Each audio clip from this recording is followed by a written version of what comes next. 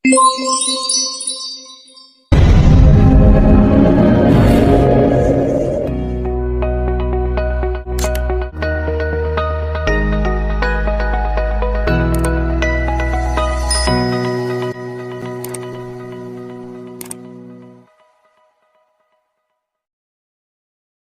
amma zuhdu alladhi huwa ghairu maqdurin lil abdi.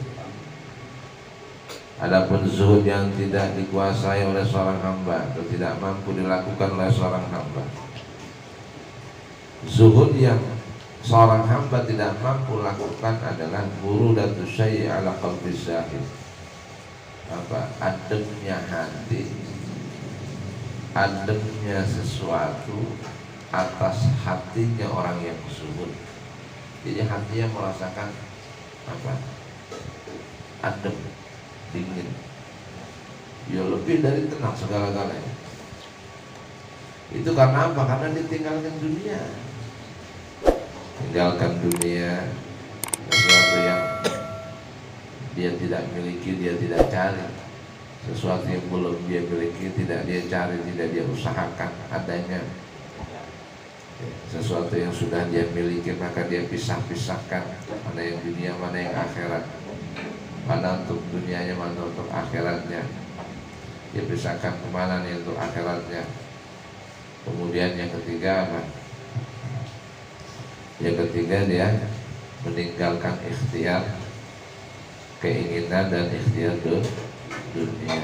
Keinginan dunianya nggak ada. Kemudian ikhtiar dunianya, pilihan hatinya untuk dunia ini juga dia tinggalkan. Itu syarat ketiga itu. Jadi zuhud yang dimampu oleh seorang hamba, dan ada zuhud yang tidak dimampu. Zuhud apa sih zuhud? Zuhud itu mengambil bagian dari dunia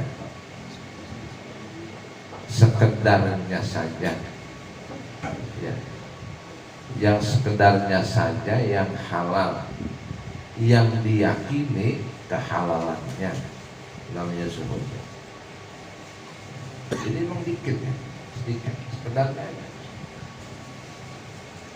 Kalau sekedarnya bagaimana? Coba lihat Nabi. Nabi rumahnya di mana? Di samping masjid. Di masjid nempel nih. Ya rumahnya itu segini sekotak, paling berapa meter? Di situ ada tempat tidurnya, tempat sholatnya. Dikatakan ada meja makanannya, ada meja makan atau tempat beliau makan, bukan meja makan. Ada kursi-kursi yang khususnya dari batu, duduk. Jadi segitu rumahnya kan. Masya Allah, gedean ini ruangannya. Kuburannya Nabi, yaitu rumahnya. Ya kuburan Nabi udah segini. Ini ya, dari pintu kemarin. Udah segini. Itu juga ada bertiga di situ. Sayyidina Umar, Abu Bakar sama Rasulullah bertiga. Sebelahnya Raudhah itu ya mabaina makbari wa minbar, tempat antara mimbarku dan kuburanku. Ini kuburannya Nabi. Mimbarnya di sini, mimbarnya tempat khutbah. Ini makamnya Nabi. Makamnya Nabi sini. Ini makam Nabi. Ini mimbarnya di sini. Dan tempatnya namanya Raudhah. Raudhah itu taman daripada taman surga. Disebut Raudhah, orang yang sholat di situ luar biasa ya. Tarku talabil mafqud minad dunya. Tinggalin kemarin sesuatu yang belum kita punya, jangan kita cari. Ya ini memang kita cari. Pada satu motor ini anak tuntutan, akhirnya kita cari lagi gimana caranya. Barang suruh tinggal udah cari. Gitu. Ya ribet dah ngomongnya dah kalau udah anak. Iya, karena kita ngikutin itu. Makanya apa? Nggak bisa kita zuhud ikutin konsep tasawuf, nggak bisa orang kayak kita. Minimal dikit-dikit lah gitu ya, dikit-dikit dah belajarin. Jangan semuanya. Itu benar kalau dibilang orang tuh pusing apa? Manusia pusing kenapa? Itu banyak punya keinginannya nggak kesampaian. Belum kesampaian, banyak cita-citanya yang bikin pusing itu. Walaupun sepintas kelihatannya ada kebaikannya, ya buat anak bersahabat, anak siapa tuh main sama teman-temannya sepeda berebut, minjem gak boleh, pulang nangis. Gimana deh ini anak beli nama sepeda?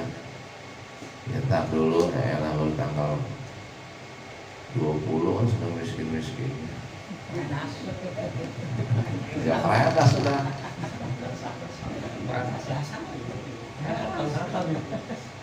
Ledas. Apaan sih ledas? Enggak ada sama sekali lah, enggak ada. Kita nanya orang sama ledas sama sih, enggak ada sekali. Oh, kalau udah enggak ada sekali, orang kemana mau dikelet juga enggak ada. Orang mau dikelet ya. Dicari apaan mau dikelet?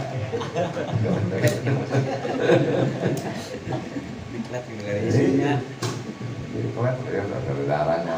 Itu pedas dikelet tuh.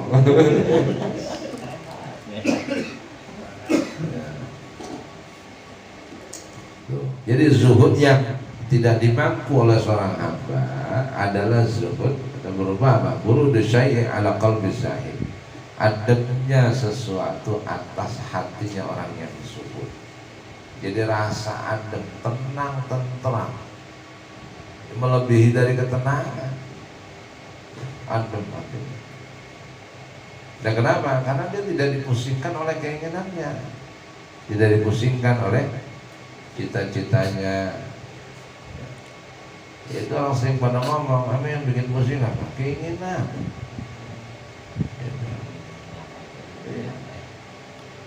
Tsumma mala tsumma suhdu alladhi huwa maqdurun lil abdi. Tsumma suhdu alladhi huwa maqdurun lil abdi, kemudian zuhud yang dimampu oleh seorang hamba. Zuhud yang bisa dilakukan oleh seorang hamba itu muqaddimatun lis-suhdi alladhi huwa ghairu maqdur. Muqaddimatun lis-suhdi.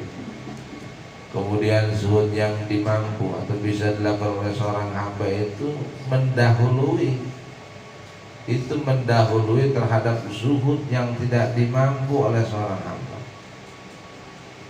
Jadi kita belajar zuhud yang mampu dulu, baru yang kita nggak mampu, dan itu mendahului yang kita mampu dulu. Yang kita mampu tiga itu tadi diperkirakan oleh Imam Ghazali. Yang pertama tarku talabil mafqud minad dunya, meninggalkan sesuatu yang kita belum punya di dunia, jangan dicari. Yang kedua tafriqu wa tasriqu ma minad dunya wa tafriqul majmu'i minha, meninggalkan yang terkumpul dari dunia atau memisahkan, bisa-pisahin ya, bisa-pisahin. Dan yang ketiga wa tarku iradatiha wa ikhtiyariha minad dunya, meninggalkan keinginan dan ikhtiar dunia. Itu kita bisa, kata Imam Ghazali. Dan itu dulu, itu mendahului, zuhud itu mendahului terhadap zuhud yang kita tidak bisa, dia dulu itu didahului oleh yang kita mampu. La faida ata bihil abdu, faida ata bihil abdu, maka jika seorang hamba telah melakukannya, jika seorang hamba telah melakukannya, artinya apa? Jika seorang hamba telah melakukannya zuhud yang dia bisa, dia sudah amali. Artinya bagaimana? Bi Allah yatluba ma laysa indahu. Artinya dia tidak mencari ma laysa indahu, apa yang tidak ada pada dirinya ya. Dia tidak mencari apa yang dia tidak punya. Nggak usah diusahain. Wa yufarriqu ma indahu minha. Yang kedua, wa yufarriqu ma indahu minha, dan dia memisahkan apa yang ada padanya dari harta dunia, dari barang dunia. Dan yang ketiga, wa yatruku bil qalbi iradataha wa ikhtiyaraha, dan ia tinggalkan keinginan dalam hatinya, ia tinggalkan keinginan dan ikhtiar dunia dalam hatinya, ia tinggalkan keinginan dan ikhtiar dunia di dalam hatinya, tapi meninggalkannya semata-mata li'ajlillahi, semata-mata karena Allah, wa azimi thawabihi, dan semata-mata karena besarnya balasan pahalanya Allah, bitadzakkurihi li'afatiha, dengan cara ia mengingat, dengan cara seorang hamba mengingat li'afatiha, terhadap bahayanya dunia, dengan cara ia mengingat bahayanya dunia, maka kalau sudah begitu tuh dia mampu melaksanakan zuhud yang dia bisa, yang 3 perkara tadi,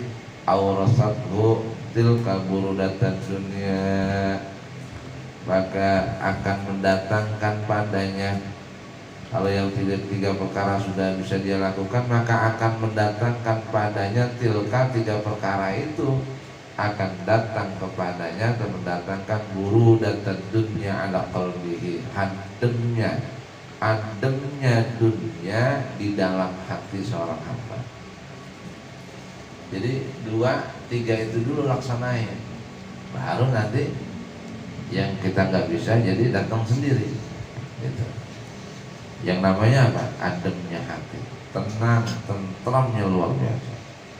Wa hadza indi huwa zuhdul haqiqi, dan inilah menurutku yang dinamakan dengan zuhud hakikat. Gitu. Zuhud hakikat ya. Tsuma'lam, kemudian ketahuilah anna ashabal umuri salasati, kemudian ketahuilah bahwasanya paling sulitnya 3 perkara ini. Kemudian ketahuilah 3 perkara ini nih, tarku talabid dunya wa yufarriqul majmu'u minha, kemudian wa yatruku iradataha wa ikhtiyaraha minad dunya. 3 perkara itu yang paling sulit adalah yang mana? Kata Imam Ghazali, sema'lam, kemudian ketahuilah anak ashabal umuri, bahwasanya yang paling sulit dari 3 perkara ini adalah innama huwa tarkul iradati bil qalbi, adalah meninggalkan keinginan di dalam hati ya, meninggal keinginan di dalam hati. Itu yang ketiga ya.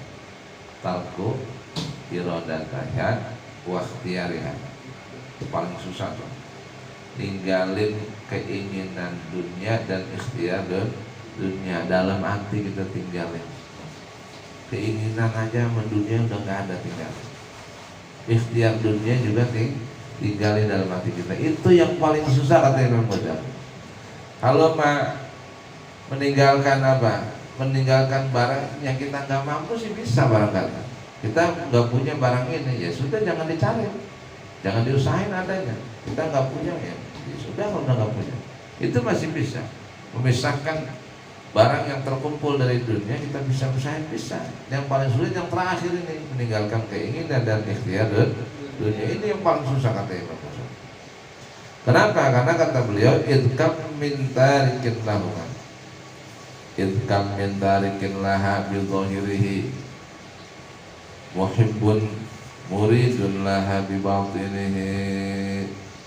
Karena berapa banyak orang yang meninggalkan dunia secara zahirnya. Idkam min tarikin laha bidhahirihi, karena berapa banyak orang yang tinggalkan dunia secara zahirnya, akan tetapi muhibbun muridun laha bibatinihi, akan tetapi ia masih cinta dan masih mengharapkan dunia di dalam batinnya. Zahirnya sih iya, ya kayak kita tadi ya. Biasanya ustaz sama kiai itu, ya kalau ente sih belum rasanya, dia masih puyeng mulu sih. Orang kalau masih puyeng mulu dari mana dia masih zuhud ya. Tiap bulan puyeng, tiap minggu puyeng. Halo Ustaz sama kiai mah karena kita belajar tuh, dia pengen ke situ, terus pintunya nggak ada, nggak masuk. Kenapa? Buntutnya susah dibawa. Ya, itu juga kalau dia mau ustaz yang belajar. Ya, kalau kakak belajar samanya. Ya, nggak ada bedanya sama kita udah samanya. Ya, apalagi wali kan, nggak ada wali-walinya sekali kayak sekarang. Ala innal awliya'a la khawfun alaihim walahum yahzanun. Ketahuilah sesungguhnya para kekasih Allah, wali-walinya Allah itulah khaufun, tidak ada rasa takut, alaihim pada mereka, walahum ya, dan tidak ada pada mereka susah, nggak pernah susah hatinya, nggak pernah takut kepada siapapun kecuali pada Allah, nggak pernah takut pada apapun kecuali kepada Allah, nggak pernah susah hatinya kecuali terpisah dengan Allah, kecuali jauh dari Allah, nggak pernah sedih, nggak pernah takut, nggak pernah susah kita. Nah ini ngaji begini bukan berarti kita mau orang kerja ya pergi pagi pulang sore kagak bisa dah kalau ngikutin jam ini, nggak juga ya, nggak juga begitu. Emang yang pikir mengarang-arang kita sekelas apa apa itu semacam Ibrahim bin Adham itu aslinya orang kaya. Ibrahim bin Adham itu orang kaya, orang mapan, orang mampu, hartanya cukup. Tapi beliau tinggalin gitu, kemudian lari ke arah tasawuf. Itulah rata-rata, termasuk sahabat yang ngarang hikam Ibnu Athaillah As-Sakandari. Itu emang keturunan kiai-kiai besar, keturunan orang-orang alim dan hidup dalam keadaan cukup. Yang mereka keluar dari kehidupan dunia itu terus jadi ulama tasawuf. Ada lagi sahabat tuh, bahkan perampok, kalau dia dulu bekas perampok, jadi ulama tasawuf, bekas perampok. Ya, kita kan perampok bukan. Ya. Kita nggak jengah gitu, nggak jengah dengan kehidupan kita yang ada. Kita nikmatin aja juga nggak tapi nikmat ya orang begini adanya. Ya, kita tinggalin nggak mungkin. Kita jalanin sandung mulu, dibiarin sandung mulu ya. Yang penting bisa jalan segitu-gitunya. Ya, gantengan. Apa kakak? Kurang iya gitu aja. Ya makanya yang paling benar adalah orang yang pandai bersyukur, syukurin apa yang kita miliki, syukurin apa yang kita punya. Jangan banyak keinginan, tinggalin keinginan, hidup jalanin, syukurin dan syukur. Karena apa? Karena kita masih di jalannya gitu. Ya maksudnya apa? Ya pagi masih bisa sarapan, mandi, sarapan, kerja gitu loh. Ya nggak? Ya. Pulang siang, sore masih bisa tuh, masih normal lah bahasa kita. Ada orang duitnya banyak nggak bisa sarapan, sakit.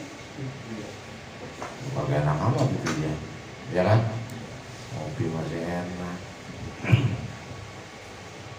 Ya walaupun jadi cuma gak banyak nah.